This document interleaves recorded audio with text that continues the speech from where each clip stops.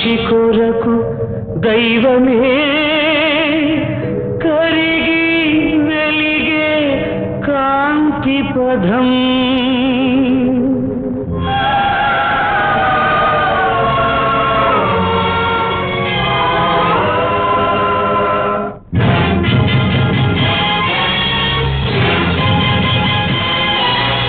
కదిలింది కరుణ రథం, సాగింది క్షమాయుగం, మనిషి కొరకు దైవమే,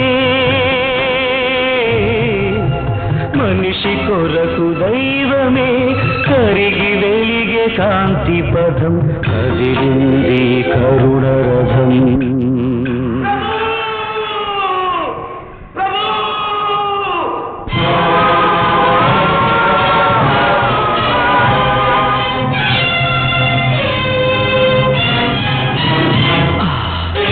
మనుషులు చేసిన పాపం మమతల భుజాన ఒరిగింది, మనుషులు చేసిన పాపం మమతల భుజాన ఒరిగింది. పరిశుద్ధాత్మతో పండిన గర్భం,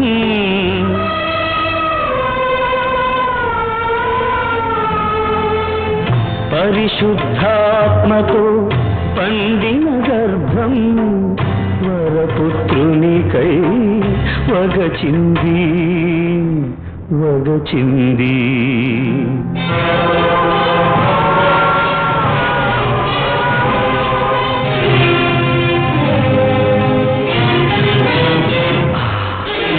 దీన జనాళికై దైవ కుమారుడు పంచిన రొట్టెలే రాళ్ళైనాయి. పాప క్షమాపణ పొందిన హృదయాలు, పాప క్షమాపణ పొందిన హృదయాలు నిలువున కరిగి నీరయ్యాయి నీరయ్యాయి.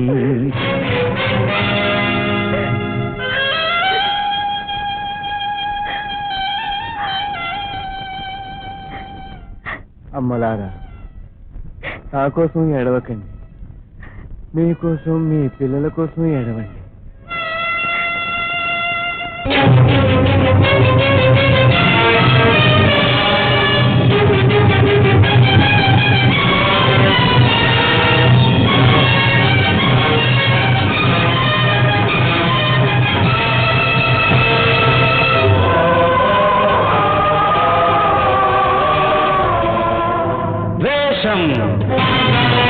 అసూయ, కార్పణ్యం ముళ్ళ కిరీటమైంది.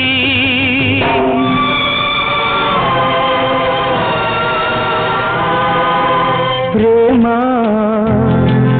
సేవా, త్యాగం చెలిమి నెత్తురై ఒలికింది ఒలికింది.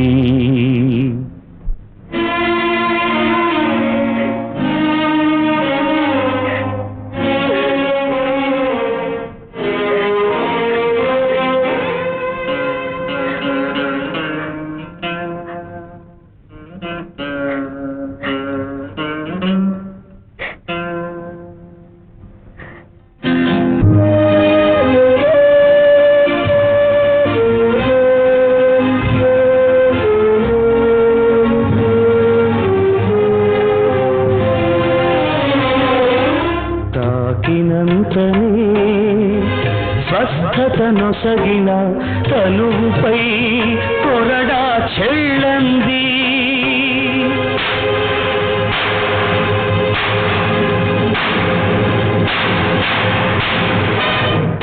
అమానుషాన్ని అడ్డుకోలేని అబలల ప్రాణం అల్లాడింది అల్లాడింది. కదిలింది కరుణ రథం, సాగింది క్షమాయుగం, మనిషి కొరకు దైవమే. మనిషి కొరకు దైవమే కరిగి వెలిగే కాంతి పథం కదిలింది కరుణ రథం.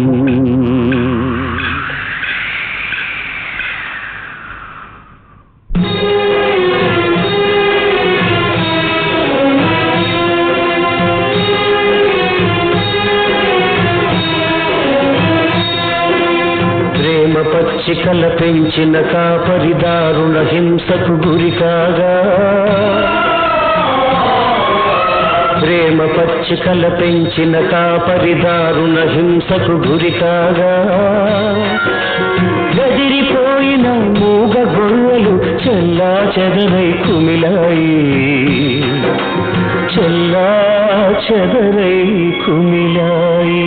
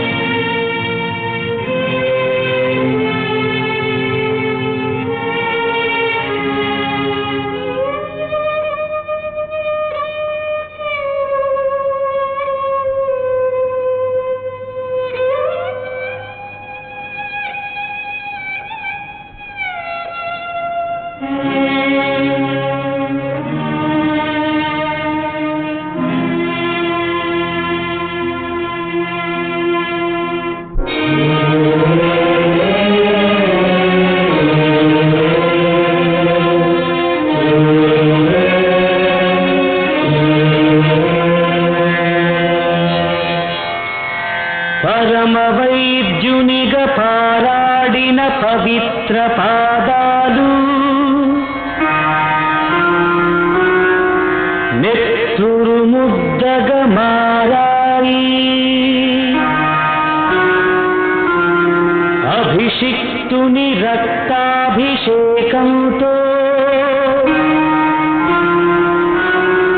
ధరణి ద్రవించి ముద్దాడింది.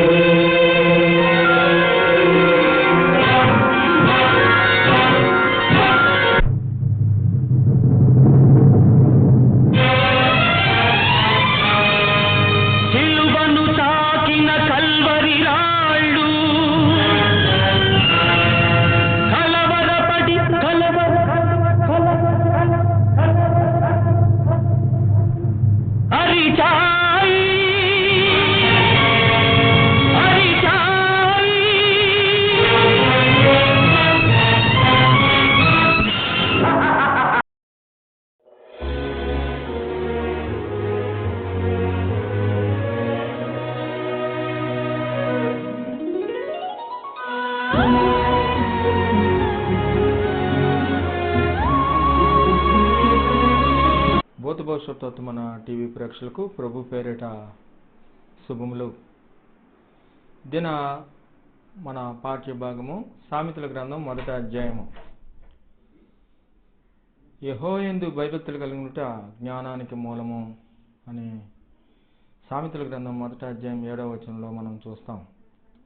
దేవుని యందు భయభక్తులు గలవారంగా మనం ఉండి, మరి తండ్రి తన కుమారులకు ఎలాగా ఉపదేశము చేస్తారో అన్ని విషయాల్లో ఉపదేశము పొందినట్లుగా దావీదు కూడా తన కుమారుడు అయిన సొలొమోనుకు లోకులందరూ పోవు మార్గములో పోవుచున్నానని చెప్తున్నాడు. లోకులందరూ పోవు మార్గములో పోవుచున్నానని చెప్పుచున్న ఈ దావీదు మాట సొలొమోను మరి చక్కగా పాటించి తండ్రి చిత్తాన్ని కూడా నెరవేర్చడం జరిగింది. మరి ఆయన కూడా సామెతలు రాయడం జరిగింది. ఈ రీతిగా వారసుల పట్ల మనం జాగ్రత్త కలిగి ఉండాలని దేవుడు కూడా మీరు ప్రియులైన పిల్లల వలె దేవుని పోలి నడుచుకోవాలని దేవుడు కోరుచున్నాడు. అందుగురించే తను తాను బలిగాను అర్పణగా అప్పగించుకొని మీరు పరిమళ సువాసనగా ఉంటుటకు తాను కూడా పరిమళ సువాసనగా దేవునికి హోమంగా అప్పగించబడి తను తాను అప్పగించుకున్నాడు. ఇందులో ఏమాత్రము సందేహం లేదు. కాబట్టి మీ నోట మరి ఎల్లప్పుడూ కృతజ్ఞత వచనమే పలకాలి. మరి దేవుడి సన్నిధిలో ఆశీర్వాదం పొందే విధంగా మీరు నడుచుకోవాలి.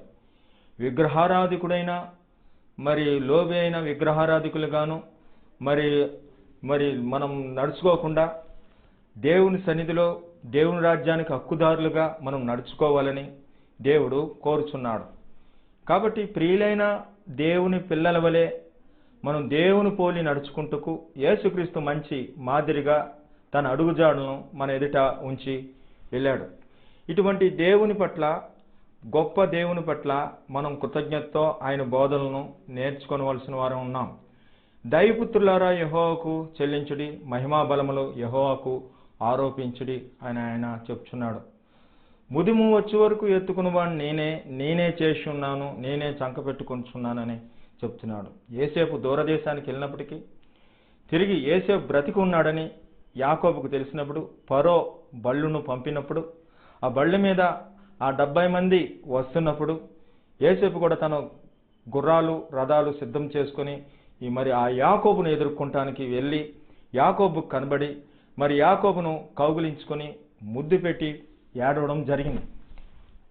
మనం చూస్తున్న మరి ఈ రకంగా దేవుడి చిత్తంలో యోసేపు ఆశీర్వాదకరుడుగా దేవుడు వాక్యం బట్టి దేవుడికి భయపడి దేవుని సన్నిధిలో నడిచిన యోసేపు మరి ఆ దేశానికి ఐగుప్తు దేశానికి ప్రధానిగా గానే కాక మరి ఫరోకు రాజుగా ఉండి మరి తిరిగి తండ్రిని కలిసి నేను మరి ఇగో దేవుని స్థానమందు ఉన్నానని ఆ మరి అన్నలు జడిసినప్పుడు చక్కటి ప్రవర్తన మరి ఫలించి ఇతరులకు ఆశీర్వాదకరంగా అనేకులకు మరి 7 సంవత్సరాల కరువులో అందరికీ ఆహారంగా మరి ఉండడం జరిగింది.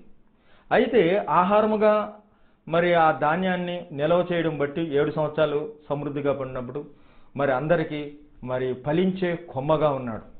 కాబట్టి అండి మనం చూస్తుంటే సిద్కియా ద్రోహం చేసినప్పుడు ఆ నెబుకద్నెజర్ రాజు కూడా వచ్చి మరి ఏం చేశాడు, ఆ యొక్క మరి అతని కన్నులు ఎదుటే కుమారులను చంపివేసి మరి అతని కన్నులు ఓడబెరికాడు. మనము అలాగుండాలని మరి కోరుకునేవారం కాకుండా మన కోసం సామెతలు రాయబడిని దావీదు కూడా కీర్తనలు రాశాడు. ఈ రకంగా రాయబడిన సామెతలు మనకు తెలివి వేసిన వస్తాయని, నా కుమారుడా వారి మార్గమున పోకము అని చెప్తుండగా ఇగో పక్షి చూచుండగా వలవేయట వ్యర్థమని, మరి మనం పక్షి అంటే ఆత్మగా సాదృశ్యమై ఉంది కాబట్టి మనం మెలకువతో ఉండాలని, ఆయన గద్దింపుకు లోబడాలని చెప్తుండగా మనం ఎంతవరకు లోబడుతున్నాం. దేవుడు కూడా మరి ఆ యేసుప్రభు ఈ లోకంలో కూడా ఉన్నప్పుడు గెత్సెమనే మనం ప్రార్థన అనుభవం మనం చూసినట్లయితే చెమట రక్త బిందులుగా కారునంతగా ప్రార్థన చేయడం మనం చూస్తాం. ఏదేమైనా చెమట రక్త బిందులుగా మరి కారునంతగా ఆయన ప్రార్థన చేసినప్పుడు వారు మరి నిద్రపోతున్నారు కానీ ప్రార్థన చేయటంలా. కాబట్టి ఇక మీద కత్తి లేని వారు కత్తి కొనుక్కోవాలని, తన బట్టనమ్మి కత్తి కొనుక్కోవాలని చెప్పి మరి ఆ రాత్రి ఆ శిష్యుల పాదాలు కడిగిన మరి యేసయ్య చెప్తున్నప్పుడు వారైతే నిద్రపోయారు కానీ మరి ఏమీ వంట పట్టలేదు. అప్పగించే యోధాకి తెలుసు, అందరికీ తెలుసు ఆ స్థలం. అయితే వారు ఏమి నేర్చుకున్నారు, మీరు కూడా అప్పగించుకోవాలనే బోధనలను, శ్రేష్టమైన బోధనలను, ప్రేమ కలిగి నడుచుకోవాలనే బోధనలను విడిచిపెట్టి అప్పగించేవాడుగా యోధా తయారయ్యాడు. అతనికి తెలిసింది మరి ఆయన ప్రార్థన చేసే స్థలమే తెలిసింది, ముద్దు పెట్టి ఈయన కూడా అప్పగిస్తున్నాడు. ఒక ఆయన అబద్ధాలు ఆడాడు, దూరంగా పారిపోయాడు, నాకు తెలియదు బాబో అని ఒట్టు పెట్టుకున్నాడు. ఎవరైతే మరి ఆ శిక్ష విధిస్తున్నారో, వేధిస్తున్నారో, బంధిస్తున్నారో వారికి వారి ఇంటిలో గెస్ట్గా కూడా ఉన్నాడు. మళ్ళీ వాళ్ళతో చేరి చలి కాచుకోవడమే కాకుండా వాళ్ళు రెట్టించి అడిగినా 3 సార్లు నేను ఎరగనని చెప్పి మరి ఒట్టు పెట్టుకున్నాడు. విన్న బోధంతా ఒట్టిదైంది. ఒక ఆయన అంటున్నాడు, చర్చికి రాయ్యా అని ఒక ఆయన అడిగితే, అయ్యా 30 సంవత్సరాలు బట్టి చర్చికి వెళ్ళాను కానీ నాకేమీ మరి ఆ బోధలేమీ జ్ఞాపకం లేవు, ఆ పాస్టర్లకు మనం టైం ఇచ్చి వేస్ట్ చేస్తున్నాం అని అంటే, అయ్యా నాకు 30 సంవత్సరాలు అయింది పెళ్ళయి, దాదాపు 22,000 సార్లు మాకు కూరలు వండి మా ఆవిడ పెట్టడం జరిగింది. అయితే వాటిని మరి ఏ రోజు ఏ కూర ఉండిందో నాకైతే తెలియదు, నిన్నటి కూర కూడా నాకు తెలియదు. అంత మాత్రాన నేను నష్టపోయింది లేదు. దాన్ని బట్టి ప్రాణాన్ని కాపాడుకున్నాను. మరి ఈ రకంగా బలం కూడా పొందాము. అలాగే దేవుడి వాక్యం కూడా ఉంటుందని మరి ఆయన చెప్పబట్టి అతనికి పశ్చాత్తాపం కలిగి రావడం జరిగింది. కాబట్టి ప్రియులారా, వాక్యాన్ని ఈరోజు నాకు తెలుసు, జ్ఞాపకం ఉంటుంది అనుకోకుండా ప్రతి దినము రొట్టె విరిచినట్టుగా ఆహారంగా మనం భుజించవలసిన వారమై ఉన్నాం. కాబట్టి ప్రేమ కలిగి మనం నడుచుకోవాలని ఆయన ఎంత ప్రేమ కలిగిన దేవుడు, మరి ఎంత సందేశాలు నిలిపోయి మార్గను కూడా ఉంచి గెత్సేమనే ప్రార్థన, మరి ఆ కిద్రోను వాకు దాటి ఆ తోటలోకి వెళ్తున్నాడు ఆయన. మరి తగిన విధంగా ఆయుధాలతో కూడా వచ్చారు, సైనికులు వచ్చారు. ప్రార్థన చేసే స్థలములో ఏ రకంగా ఉండాలి, ఈ స్థలము ప్రార్థన చేసే స్థలము లేదా పరిశుద్ధ స్థలము, నీ చెప్పులు విడుము అని చెప్పిన విధంగా తగిన విధంగా నడవకుండా అక్కడ సైనికులు వచ్చి ప్రార్థన కూడా డిస్టర్బ్ చేసి, మరి ఈయన ముద్దు పెట్టుకున్నట్టుగా నటించి ముద్దు పెట్టుకుని మరి బోధకుడానికి శుభమని మరి చెప్పి భయం లేకుండా అప్పగించాడు. అతని ధైర్యం ఏమిటంటే అతడు చనిపోడు, నాకు డబ్బులు మిగులుతాయి అనుకుంటున్నాడు. చూడండి, తెలివి తక్కువగా మనిషి చేసే పాపం కూడా అటువంటిదే. ఏమవుతుందో మనకైతే తెలీదు. తాను నిలుచున్న ప్రతివాడు జాగ్రత్తగా చూసుకోవాలని చెప్తున్నాడు. దేవుడు మనకిచ్చిన ప్రేమను మనం గుర్తెరిగి ఆయన మాదిరిగా మనం కూడా అప్పగించుకొని నడవాలి. ఒక ఆయన మరి ఆయనకు ఒక కుమారుడు, డిగ్రీ చదివిన కుమారుడు ఉన్నాడు. ఫస్ట్ క్లాస్ చదువుతున్నాడు ఆయన. మరి ఫస్ట్ క్లాస్లో పాస్ అవ్వాలని చూస్తున్నాడు. డిగ్రీ ఫైనల్ ఇయర్ ఉన్నాడు. ఫస్ట్ క్లాస్లో పాస్ అవ్వాలని ప్రయత్నం చేస్తున్నాడు. మరి ఆ రోజు వెళ్తుండగా షోరూము ఎదురుగా వెళ్తున్నాడట, కార్ల షోరూంలో ఒక కారు నచ్చింది ఆయనకి. తన తండ్రికి చెప్పాడు, నేను డిగ్రీ ఫస్ట్ క్లాస్లో పాస్ అవుతే నా కారు కొనాలని. అలాగే నాయనా అని చెప్పాడు. వారు కోటేశ్వర్లు కాబట్టి సరే. మరి ఆ యొక్క మరి సమయం వచ్చింది, రిజల్ట్స్ వచ్చినాయి. ఫస్ట్ క్లాస్లో రిజల్ట్స్ వచ్చింది, ఆయనకి పాస్ అయ్యాడు. మరి తండ్రి కూడా ఇటువంటి కొడుకు నాకు ఉన్నందుకు నేను చాలా సంతోషిస్తున్నానని తన గదికి పిలిచి మరి ఆ మాటలు కూడా చెప్పి గర్వంగా ఒక మరి బాక్సును, రంగు పెట్టిగా ఉన్న బాక్సును మరి బహుకరించే ఆ రంగుల కాగితాలతో బహుకరించే ఆ పెట్టెను అతనికి గిఫ్ట్గా ఇవ్వగా అతడు నిరాశపడి ఆతృతగా పక్కకెళ్ళి చూసుకుంటగా ఒక లెదర్ బైబిల్ ఉంది. దాంట్లో ఆ బైబిల్ మీద మరి బంగారు అక్షరాలతో అతని పేరు ఉంది, సురేష్ అని.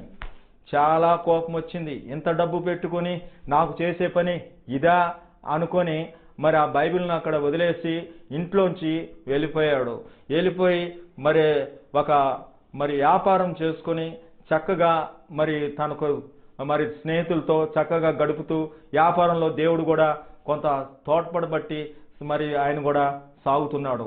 ఇలాగ కొంతకాలం జరిగింది. సంవత్సరం అయింది. సంవత్సరం తర్వాత మరి ఆయన తండ్రి చనిపోయాడని లేఖ రావడం జరిగింది. ఆ లేఖ తీసుకొని మరి ఆ యొక్క మరి ముందుకు మరి ఇంటికి వెళ్ళాడండి. ఇంటికి వెళితే తన బైబిల్ మళ్ళీ కనబడడం జరిగింది. ఆ బైబిల్ను చూసుకొని మరి ఆ యొక్క మరి ఆ బైబిల్ను ఆప్యాయతగా చేయవేసి మరి దాన్ని ఓపెన్ చేయగా, మీరు చెడ్డవారయ్యుండి మీ పిల్లలకు శ్రేష్టమైన ఈవులు ఇస్తుండగా మీ పరలోక తండ్రి అంతకంటే శ్రేష్టమైన ఈవులు అనుగ్రహించడా అనే వాక్యం చూసి మరి ఈ చదివి మరి ఈ లోపల ఆ బైబిల్లోంచి కిందకి మరి తాళపు చెవులు పడినాయి.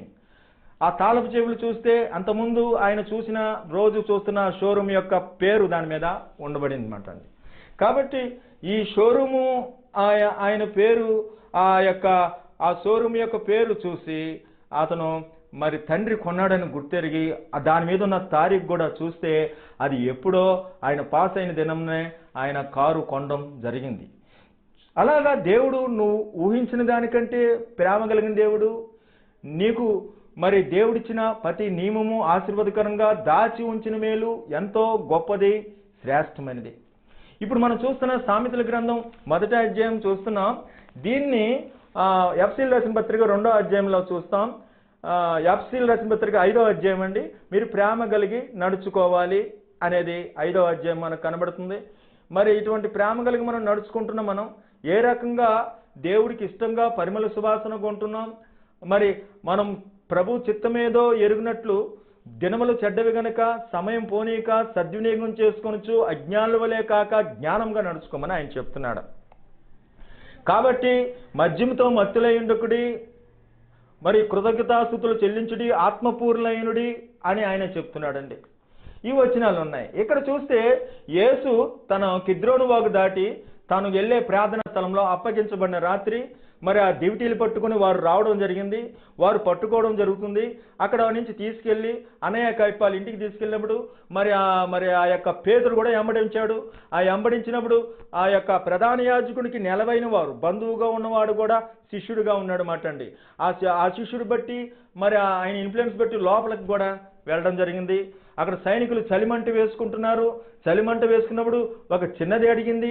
అలాగే మరి యొక్క ఎవరు చెవి నరికారో ఆ యొక్క మల్కు అనే ఆయన యొక్క బంధువు కూడా అడుగుతున్నాడు, నీవు వాళ్ళలో ఒకడు కావా అంటే నేను కావనని ఒట్టి పెట్టుకున్నాడు. కాబట్టి అండి మనం ఈ చలిమంటలు అనే ముసలమ్మ ముచ్చటలు లోక విధానాల్లో మరి మనం ఉండకుండా దేవుడు దైవభక్తి విషయంలో సాధకం చేసుకోవాలని, దినములు చెడ్డవి గనుక సమయస్ఫూర్తిని పాటించి మరి దేవుడి సన్నిధిలో ఇష్టముగా మనం ఆయనకు మరి గెత్సెమనే ప్రార్థన అనుభవం మనం జ్ఞాపం చేసుకొని ఆయన విన్న బోధలు విడిచిపెట్టి కొట్టుకొని పోక విశేష జాగ్రత్త కలిగి ప్రభునందు ప్రయాస వ్యర్థమ కాదని దేవుని ప్రేమ కలిగి దేవుని ప్రేమను గుర్తెరిగి దేవుని ప్రేమను రుచి చూచి మరి సమస్త కపటము దోషణ విడిచిపెట్టి మరి యొక్క పాపులు చేసే ప్రేరణలో మనం పాలివారై ఉండక సమస్త చీకటి క్రియలు ఖండించి ప్రభు చిత్తం ఏమిటో గ్రహించి అనేకులను ఆయన తట్టు మనం తిప్పవలసిన వారమై ఉన్నాం.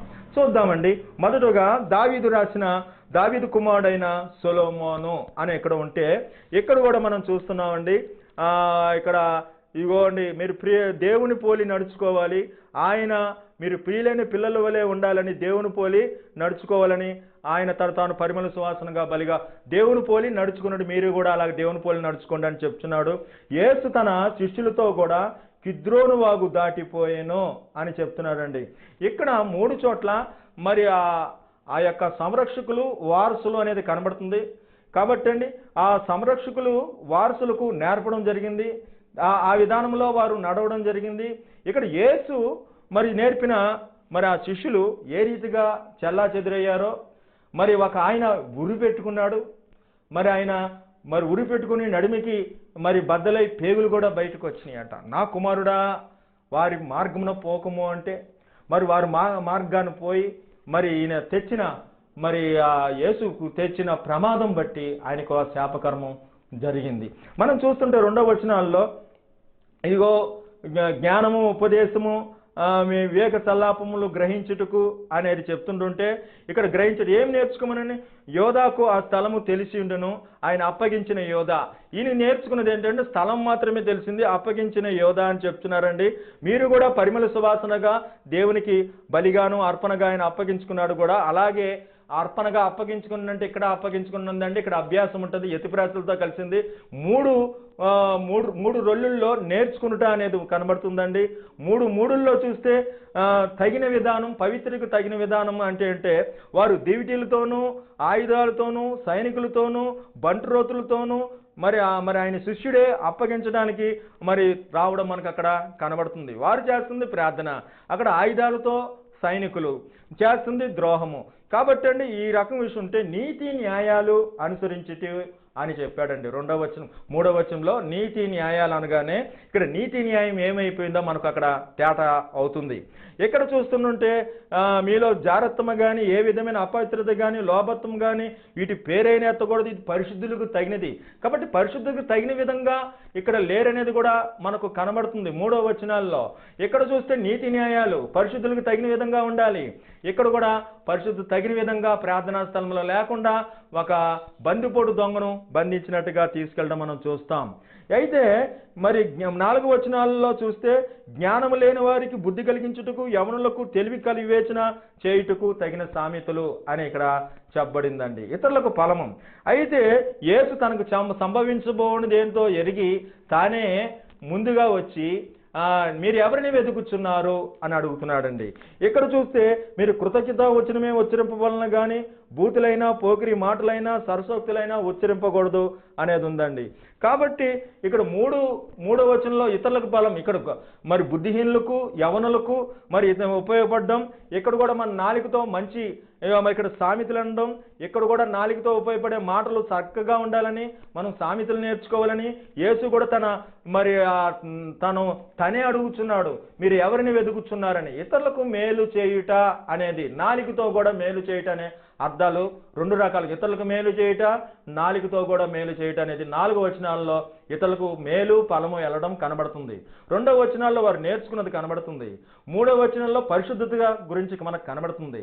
కాబట్టి 5వ వచనంలో చూస్తే మరి సంపాదించుకోవడము అనేది కనబడుతుంది. చూడండి ఇక్కడ ఏమంటున్నాడు, నీతి సూత్రాలు సంపాదించుకోనము, విని పాండిత్యము వృద్ధి చేసుకోనము అని చెప్తుండగా దేవుని రాజ్యానికి హక్కుదారుడు కాడు అని చెప్తున్నాడండి.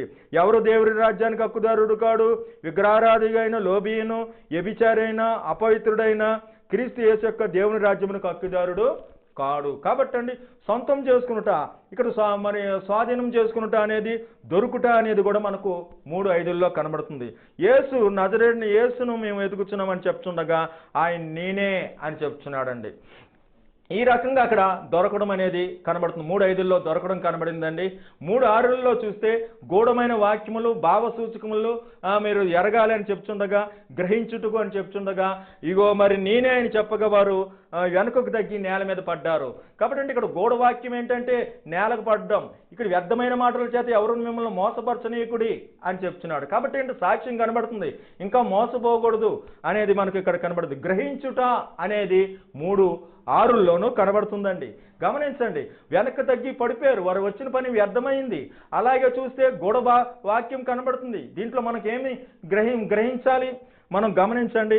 ఈ రకంగా మరి 7వ వచనం చూస్తే మరి దేవుని ఉగ్రత అవధేయుల మీదకు వచ్చును అని సానుకూలత మరిగా ఉండాలని చెప్పి ఆయన ఇక్కడ 7వ వచనంలో చెప్తున్నారు. ఇట్టి క్రియలు చేయువారి మీద దేవుని ఉగ్రత అవధేయుల మీదకి వచ్చును మరి అని చెప్తున్నాడు. కాబట్టి మనం అవధేయులు కాక విధేయులుగా ఉండాలి. అయితే ఇక్కడ మళ్ళీ లేచి వారు మరి పడిపోయిన వారు లేచినప్పుడు మీరు ఎవరు వెతుకుతున్నారని మళ్ళీ అడుగుతున్నాడు. మళ్ళీ వాళ్ళు అంటున్నారు నజరేయుడైన యేసునే. కాబట్టి అవధేయత కాక అక్కడ విధేయుడై మరి గుర్తెరిగి గ్రహింపు, ఆ గూఢ భావాన్ని గుర్తెరిగి మరి దేవుడు చేసిన సూచన గుర్తెరిగి యేసు నిజదేవుడని రాబోతే రక్షకుడని గుర్తేవారిగా ఉండవలసింది. కానీ ఇక్కడ భయభక్తులు లేకుండా పోయినాయి. అదే అంటాడు, యెహోవా భయభక్తులు కలుగుట జ్ఞానమునకు మూలము. భయభక్తులు ఉగ్రత వచ్చును. ఇక్కడ కూడా మళ్ళీ రెండోసారి కూడా మరి మేము వెతుకుతుంది యేసునే అని చెప్పడం మనకి ఇక్కడ కనబడుతుంది. అంటే మరి ఎంత అనుకూలంగా ఉన్నారనేది 7వ వచనాల్లో కనబడుతుందండి. 8వ వచనాల్లో చూస్తే రక్షణ చూడండి ఏమన్నాడు, యేసు వారితో నేను ఆయనని ఇక్కడ వెల్లడి చేయటానికి కూడా వస్తుంది. నేను ఆయన మీతో చెప్పిదని కనుక వీరిని పోనీయుడి అనేది ఇక్కడ మరి వెల్లడి చేయడం కనబడుతుంది. ఇక్కడ కూడా మరి ఆయన చెప్పినందుకు, నా కుమారుడా తండ్రి ఉపదేశం మరొకము, తల్లి చెప్పు బోధన తోసివేవి. అక్కడ యేసు చెప్పాడు, తండ్రి ఉపదేశం మరొక అని చెప్తున్నాడు. అలాగే కుమారులను భద్రత చేయడం కూడా కనబడుతుంది. ఇక్కడ చూస్తుంటే మరి 8వ వచనంలో మీరు పూర్వమందు చీకటై ఉన్నారు, ఇప్పుడు ప్రభునందు వెలుగై ఉన్నారు. వెల్లడి చేయుట రక్షణ అనే 2 రకాల పదాలకు కూడా సరిపోతుంది. వెల్లడి చేశాడు, వీరిని వదిలివేయడి, నేనే కదా మిగతా వాళ్ళని వదిలిపెట్టాడు అని ప్రత్యక్షపరిచాడు. నా ఉపదేశం మరొకమని మరి జాగ్రత్తగా వెల్లడి చేయడం, ఫోకస్ చేయడం అనేది కనబడుతుంది ఇక్కడ. అలాగే 9వ వచనం చూస్తుంటే అది నీ తలకు సొగసైన మాలికయు నీ కంఠమునకు హారములై ఉండును. ఇక్కడ దొరుకుట వెలుగు ఫలము అనేది ఇక్కడ కనబడుతుందండి. 9వ వచనం చూస్తే వెలుగు ఫలము, సమస్త విధమైన మంచితనము, నీతి, సత్యము కనబడుతుంది. మంచితనం ఏమిటి? తనను వారిని వదిలిపెట్టమని, తన్నే పట్టుకోమని ఆయన అక్కడ అడుగుతున్నాడు. చూడండి, మంచితనము సత్యము అయి ఉండి ఎంత నీతి కలిగి ఉన్నాడు యేసయ్య. ఆయన నమ్మదగిన దేవుడు. మనం నమ్మదగిన వారమైనప్పటికీ ఆయన నమ్మదగిన వాడుగా ఉంటాడు. ఇక్కడ అంటున్నాడు 9వ వచనంలో, నాకు అనుగ్రహించిన ఏ ఒక్కరిని నేను పోగొట్టుకోలేదని అక్కడ చెప్పడం జరుగుతుందండి. కాబట్టి ఇక్కడ మరి ఈ రకంగా 9వ వచనంలో నాకు అనుగ్రహించి నేను ఎవరిని పోగొట్టుకోలేదని చెప్తున్నాడు. ఇక్కడ పొందిన వాటిని అనుగ్రహింపబడిన వారు ఇక్కడ మరి ఆ యొక్క తలకు మాలికగా ఉండడము. ఇక్కడ మరి ఏమన్నారండి, వెలుగు ఫలము. 3 చోట్ల ఫలాలు పొందుటే అని ఉంది. ఇక్కడ ఏమైనా స్వతంత్రించుకోవడము, రాబోతే హక్కుదారులుగా ఉండడము, ఇంక ఇటువంటి ఏమి కాకుండా ఫలం పొందుటమే ఉంది. అయితే ఇక్కడ ఈ వెలుగు ఫలం పొందారు.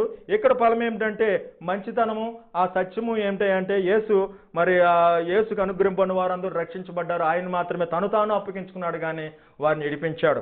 అలాగే ఇక్కడ చూస్తుంటే అవి నీ తలకు సొగసైన మాలికయు నీ కంఠములకు హారములై ఉంటాయి. దయను సత్యమును విడిచిపెట్టకము, అవి నీ కంఠములకు హారమై ఉంటాయని ఇక్కడ కూడా దయా సత్యాలు మరి వారు దొరకడం కూడా ఆయనకి హారము లాంటిది అనేది, తలకు మాలిగ్గా లాంటిదనే వారికి ఆయన పొందిన ఫలం గురించి 8వ వచనాల్లో కనబడుతుంది. 9వ వచనాల్లో మనం అవి చెప్పుకున్నామండి. ఇక్కడ నా కుమారుడా, నేను ఇప్పుడు చెప్పుకున్న వచనం 9వ వచనం అండి. 10వ వచనం, నా కుమారుడా పాపులు ప్రేరేపింపగా ఒప్పకము అంటే పేతురు ఖడ్గము తీసి మలుకు చెవి నరకడం జరిగింది. ఇక్కడ పేతురన్న మరి ఇక్కడ పేతురన్న ఇక్కడ పాపులు ప్రేరేపణ అంటే ప్రభు చిత్తం ఏదో మరి వివేచించి అక్కడ ఏమంటున్నాడు, ప్రభువుకు ప్రీతికరమైనది ఏదో పరీక్షించి వెలుగు సంబంధుల వలె నడుచుకున్నది అంటున్నాడండి. కాబట్టి ప్రభువుకు ప్రీతికరమైనది ఏదో చూడలేదు. ఏ రకంగా నడుచుకుంటున్నారు? మరి సార్థకతమైన నిర్ణయం ఏమిటది? సార్థకత నిర్ణయం ఏమిటంటే ప్రభువుకు ప్రీతికరమైంది, ప్రభు వాక్యానుసారంగా నడుచుకోవాల్సింది.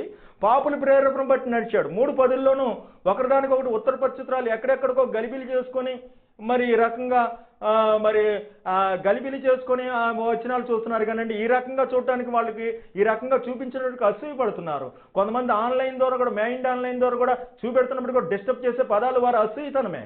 చూడండి, ఈ 3 పదుల్లోనూ ఎక్కడెక్కడో గజిబిజి చేసుకోకుండా మరి ప్రభు చిత్తం ఏదో మరి పరీక్షించి చూసుకోవాలంటే, ప్రభు యొక్క ప్రీతికరమైనది ఏదో పరీక్షించి చూసుకోవాలంటే ఇక్కడ పేతురు అలా నడవలేదు, పాపుల ప్రేరేపణ బట్టి నడిచాడు. మరి సార్థకతమైన నిర్ణయం ఏమిటని 10వ వచనాల్లో కనబడుతుంది. 9వ వచనాల్లో ఫలాలు పొందుట, 8వ వచనాల్లో వెల్లడి చేయుట రక్షణ, మరి 7వ వచనంలో భయం కలిగి దేవుని పట్ల మరి సానుకూలంగా లేకపోవడము. ఇక్కడ 6వ వచనాల్లో మనం చూస్తుంటే గ్రహించకపోవడం, మరి పడిపోవడం. అలాగే 5వ వచనాల్లో సంపాదించుకుంటా స్వతంత్రించుకుంటా, 4 ఇతరులకు ఫలాలు సహకరించడము. ఆ రకంగా 3వ వచనాల్లో పరిశుద్ధులకు తగినది. 2వ వచనాల్లో ఇక్కడ ఏమైందండి? 2వ వచనాల్లో వారు నేర్చుకున్నది ఏం నేర్చుకున్నారు? యేసు ఏం నేర్పాడు? తాను అప్పగించుకుంటే మీరు గురువు గారిని అప్పగించడం నేర్చారు. ఎందుకు ఈ బోధలు అన్నట్టు ఆయన్నే అప్పగించారు, నేర్చుకోలేదండి. కాబట్టి అండి ఇక్కడ ఆ రకంగా ఉండి ఇక్కడ 3 చోట్ల చూస్తే సంరక్షకులు వారసులు ఉన్నారు. గురు శిష్యులు, సొలొమోను, దావీదు, అక్కడ దేవుడు తన పిల్లలు అనేది ఇక్కడ. కాబట్టి ఈ రకంగా నరకంటే నరకే ఉంటుందండి ప్రతి చోట. ఈ రకంగా చూస్తుంటే 11వ వచనంలో మనం చూస్తుంటే నిష్ఫలమైన అంధకార క్రియల్లో పాలివారై ఉండక వాటిని ఖండించుడంటే మరి వాటిని ఒప్పుకోకూడదంట. నిష్ఫలమైన అంధకార క్రియల్లో పాలివారై ఉండక ఖండించుడంటే యేసు కత్తి తీసి నీ వరలో ఉంచుము అని చెప్పి ఏమండి అతని చెవిని అతికించడం కూడా మనకు కనబడుతుంది. అక్కడ చూస్తుంటే ఆ సైనికుడి పేరు మల్కు. మరి ఇక్కడ తండ్రి నాకు అనుగ్రహించి గిన్నెలోనిది తాక్కుందునా అంటున్నాడు అండి. పాలు అనేది కూడా సరిపోతుంది. ఇక్కడ చూస్తుంటే మాతో కూడా రమ్ము, మనం ప్రాణం తీయటికే పొంచి ముందుము అని చెప్తున్నాడు. మాతో కూడా రమ్ము, పొరుగువారు పాపం విషయంలో పాలివారై ఉండొద్దు అనేది మనకి ఇక్కడ కనబడుతుంది. ఇక్కడ కూడా నా పాత్రలోని తాక్కుందునా అనేది మరి ఇక్కడ ఖండించడం కూడా, మరి పొరుగువారిలో పాపంలో పాలివారు ఉండగా ఖండించడం కూడా కనబడుతుంది. నిష్ఫలమైన అంధకార క్రియల్లో పాలివారు అవ్వకుండా ఖండించడం.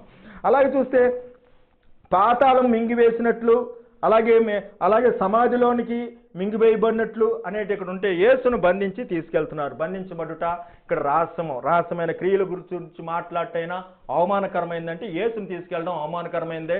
ఇక్కడ 12వ వచనంలో అవమానకరమైంది, రహస్యమైందంటే ఇక్కడ కూడా పాతాళం బంధించినట్లు, సమాధిలోకి మింగివేయబడినట్లు అనేది ఇక్కడ ఉంది. అంటే ఇక్కడ బంధించుట, బిగించుట అనేది కనబడుతుందండి.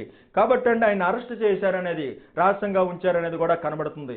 ఆ రకంగా చూస్తుంటే ఇక్కడ చూస్తుంటే 13వ వచనాల్లో చూస్తుంటే అప్పుడు అతడు ఆ సంవత్సరము ప్రధాన యాజకుని యొక్క కయాపాకు మామ అని చెప్తున్నాడు. ఇక్కడ ఏమైందంటే సంగతి బయలుపడిన దర్శనము.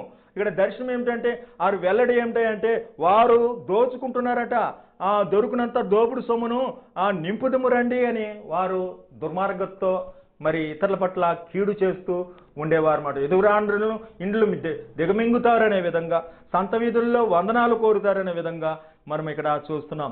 సమస్త విధమైనది ఖండించబడి వెలుగు చేత ప్రత్యక్షపరచబడింది అదేదో అది వెలుగు అనేది ఇక్కడ మనకు కనబడుతుంది. ఈ 3 చోట్ల ఒక దర్శనంతో వారి దర్శనం మనకు ఒక ప్రత్యక్షత కనబడుతుంది.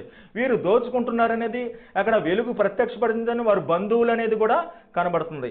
ఆ రకంగానే చూస్తుంటే ఇక్కడ మనం చూస్తున్న నీవు మాతో కూడా పాలిబాడి ఉండు, మనందరికీ సంచి ఒకటే ఉండును అని వారు నీతో చెప్పుదురు అని ఇక్కడ చెప్తుంటే, అక్కడ ఒక మనుషుడు ప్రజలందరి కొరకు చనిపోవుట ప్రయోజనకరము, ప్రజలందరి కొరకు చనిపోవుట ప్రయోజనకరము అనేది ఇక్కడ మనకు కనబడుతుంటే, నిద్రించిన నీవు మృతుల్లోండి లెమ్ము అనేది ఇక్కడ ఉంది. ఇక్కడ ప్రజలందరి కోసం చనిపోవుట మేలు అనేది కనబడుతుంది. మాతో కూడా పాలివారము అంటే ఇక్కడ ఏముందండి, అనుకూలపరచుట వాళ్ళతో పాటు ఉండి అనుకూలపరచుట అనేది కనబడుతుంది. ఇక్కడ నిద్రించి నువ్వు లెమ్ము రమ్ము అంటే చెప్తుంటే, చనిపోవట మంచిది, ఒక మనుషుడు చనిపోవటం మంచిది అని చెప్పడం మనకు మరణం గురించి ఉంది. అలాగే మాతో కూడా అనేది కూడా ఇక్కడ కనబడుతుంది. కాబట్టి మన కొరకు అనేది ఇక్కడ కనబడుతుంది. అలాగా మనం 3 వచనాల్లో అనుకూలపరచడము అనేది కనబడుతుంది. ఇక్కడ మనలో ఆయన పాలు పొందడం అనేది కూడా కనబడుతుంది. 15వ వచనంలో చూస్తే, నా కుమారుడా అయ్యో మరి నీవు వారి మార్గమున పోకము, వారు త్రోవల యందు నడవకము, నీ పాదము వెనక తీసుకొనుము అని చెప్తుంటే, దినములు చెడ్డవి కనుక సమయం పోనీక అజ్ఞానుల వలె కాక జ్ఞానంగా నడుచుకోమని 15-16 వచనాలు మరి జాయింట్ వచనాలండి. ఆ రకంగా చూస్తే పాపుల మార్గమున నడవకము నీవు అని చెప్తుంటే, సీమోను పేతురును మరి యొక్క శిష్యుడును యేసు ఎమ్మడి వెళ్తున్నారు, అక్కడ అజ్ఞానంగా నడుస్తున్నారు. అక్కడ సమయస్ఫూర్తి ఏమిటంటే, యేసు మరి తప్పించాడు కాబట్టి మళ్ళీ పక్షి మరి చిక్కుపడినట్టుగా వెళ్ళకూడదు, అక్కడికి వెళ్ళింది కాకుండా వెళ్ళబట్టే అక్కడ అబద్ధాలు ఆడవలసిన పరిస్థితి ఏర్పడింది. సమయస్ఫూర్తి లేదు.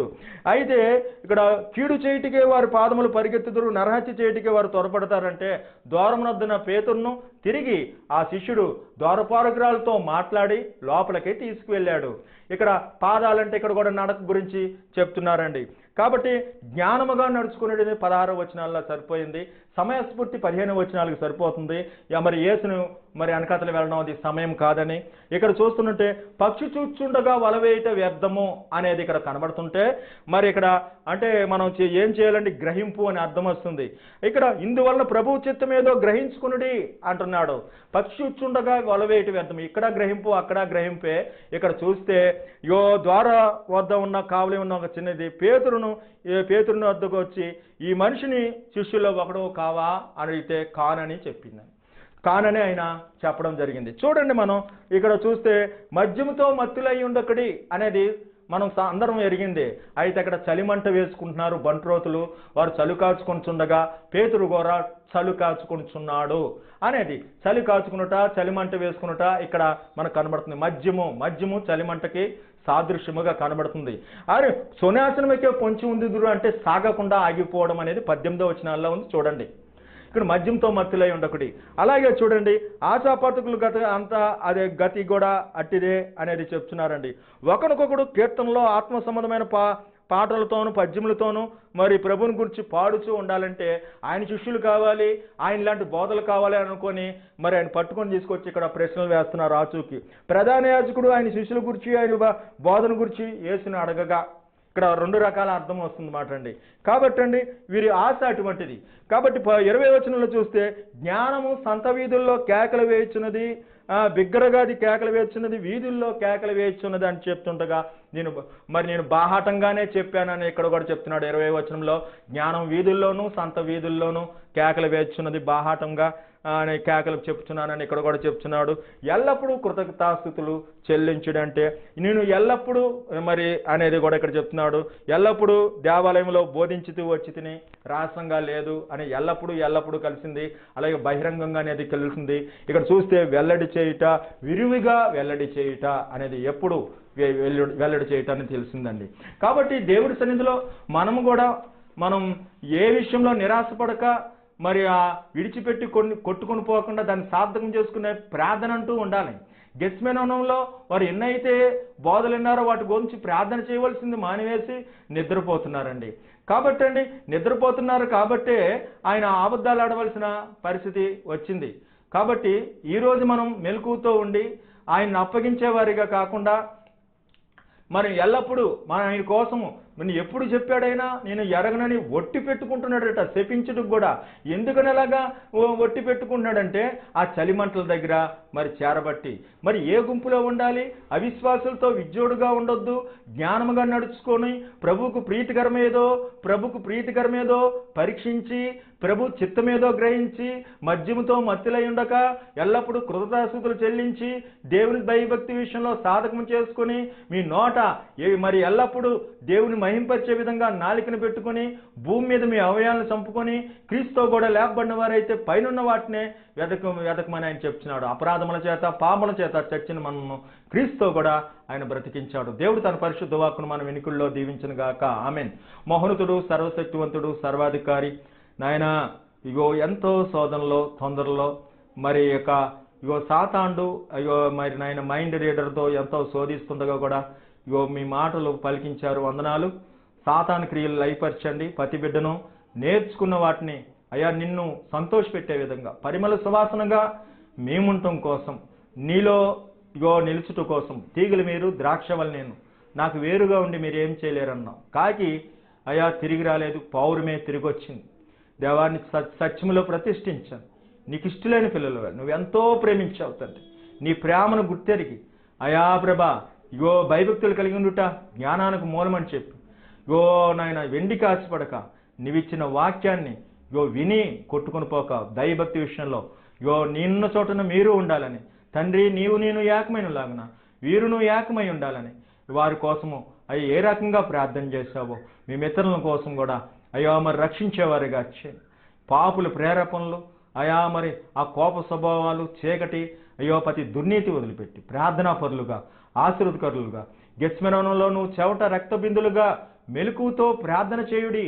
ఆత్మసిద్ధమే గాని శరీరం బలహీనమని చెప్పవుతుంది. ఆత్మ చేత నీ ప్రార్థన స్తుతి కీర్తనలు ఎల్లప్పుడూ ఉపయోగించి జ్ఞానము నడుచుకొని శరీర క్రియలైన లోక వ్యర్థత్వము లోక మాటలు ఖండించి అయా చలిమంట వేసుకున్నట్టుగా ఉండక ఇగో మద్యములాగా మేము మరి ఇగో విధానాలతో మత్తులై ఉండకుండా మెలకువ ప్రార్థనాత్మ నీ ఆత్మ తీవ్రత మాకు దయచేయండి. జ్ఞానవేకాలాత్మ తెలివి బలముల ఆత్మ ఇగో ప్రభ ప్రతి బిడ్డకు దయచేయండి. ఇగో నీ నోట ఉంచిన ఆత్మ ఇగో మాటను నీ పిల్లల నోటలను ఉంచుతానని తరతరాలకు కట్టడాన్ని అవుతండి. ఇగో నీ సేవకుల సంతానాన్ని ఇగో నీ యొక్క బిడ్డల యొక్క సంతానాన్ని 1000 తరాల వరకు కర్ణించండి. విగ్రహారాధకులను మార్చండి. దేవా నీ వాక్యం మా హృదయంలో భద్రంపరుచుకుని నువ్వు నేర్చుకున్నది మేము సాధకం చేసుకునేవారిగా ఎప్పటి విషయంలోనూ రాబో విషయంలోనూ గొప్ప లాభమైన అయోనైనా దైవ బహుమానాలను పొందే విధంగా వాగ్దానాలను స్వసరించుకునేవారుగా ఆదరించబడేవారుగా తెప్పరిల్లేవారిగా జుంటి తేనేదారుల కంటే నీ వాక్యాన్ని శ్రేష్టంగా భావించి కొవ్వు మెదడు దొరికినట్లుగా భావించేవారుగా ఇచ్చేయండి. స్వస్థత లేని వారికి స్వస్థత దయచేయండి. బిడ్డలు లోబడిన వారిని చక్కటి నడక దయచేయండి. సుబుద్ధి కలిగి నడుచుకునేవారిగా ఇచ్చేయండి. దానియేలు అంటే అతి శ్రేష్టమైన బుద్ధి ప్రతి కుటుంబంలో ప్రతి ఒక్కరికి దయచేయండి. నికిష్టులుగా లోబడేవారుగా ప్రార్థనాపరులుగా నీ మార్గంలో నడుచుకునేవారుగా ప్రియులైన దేవుని పిల్లల వలె నడుచుకునేవారుగా కృప చూపండి. యేసుక్రీస్తు నామమున వేడుకొంచున్నాం తండ్రి. ఆమేన్.